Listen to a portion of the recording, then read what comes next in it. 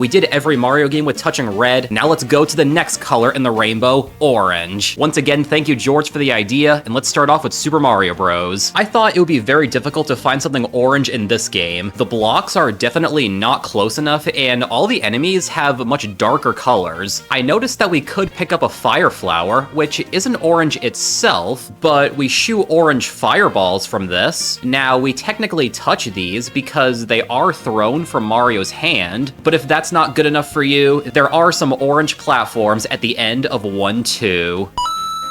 Similarly, in the Lost levels, once we make our way underground, we see that there are a few falling platforms that I think we can count. Maybe the shading is a little darker and could be argued is a bit more red, but look at the part we touch, the stripe on top. That is definitely orange. Super Mario Bros. 2. The color diversity, unfortunately, does not take a huge jump in this game either. Basically, everything in the first overworld looks to be either red or kind of like a maroon color, I guess. But in the cave, we see something different. Now, I think all of these blocks are pretty brown, but then we see this ladder right next to the door. The colors around it make for a bit of an illusion, but looking at it by itself, it seems orange to me. Super Mario Bros. 3. Okay, here's an important question. What color are these question mark blocks? Because I feel like in every other Mario game, they are supposed to be yellow, but they look a little bit darker here, so it kind of looks orange. I ask this question because this shade is used a lot throughout this game, and I couldn't find anything that looked more orange outside of like this pipe in World 2. I know it's kind of subjective, so I'll leave it open for discussion, but for right now, I'm counting this. Super Mario Land, the colored version. Similar situation with this game. Do we count the blocks here as orange, or is this actually light brown? I feel like I'm willing to accept this as orange also, but just to be on the safe side, I'll go ahead and jump on this Koopa. Super Mario World. This one's really easy. There's a Koopa at the start of the first level, and they are very orange in this game.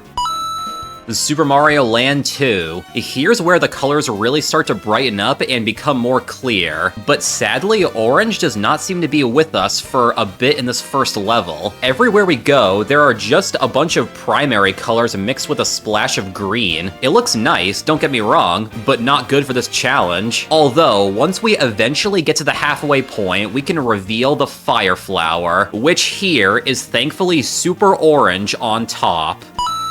Mario 64? Oh, sure. Just as I say, the colors are becoming more clear, we have this. The trees and the bridges look to be the same color, but is that color orange? I don't know, because these are both wood, and when I think of wood, I think brown. I'm going to leave these behind, and instead go into Bob-omb Battlefield with this rocky wall. This looks bright enough to call orange.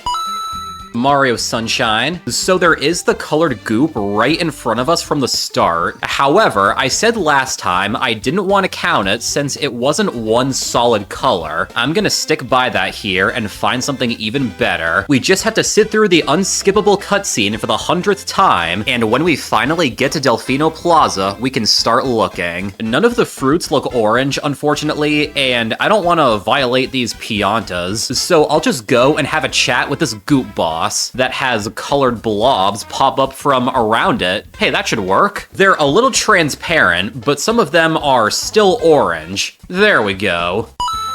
New Super Mario Bros. Now we're at the point where all of the blocks are most certainly not orange, so that leaves us in a tough spot. Everything with the other 2D games seems to be true here, where orange is just not that common. We can get through the whole first level without finding anything, but then there's one thing underground that might save us. No, it's not more falling platforms. If we grab a mushroom, we can ground pound through these blocks and go a little deeper. And to get out of here, there's a spring, so we can bounce right off the perfect color that we need.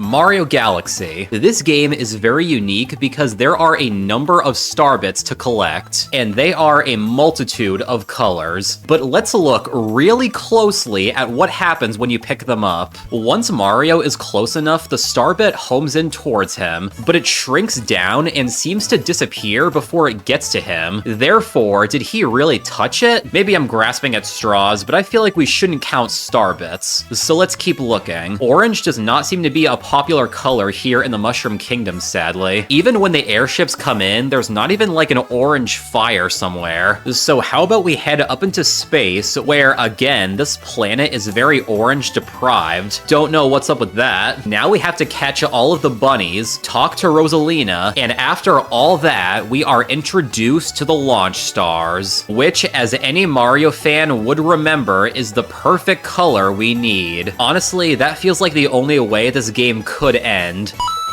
New Super Mario Bros. Wii. I thought maybe the propeller mushroom would be the answer, but actually, even before we can grab that, there's some semi-solid orange platforms just floating here. That works, I guess.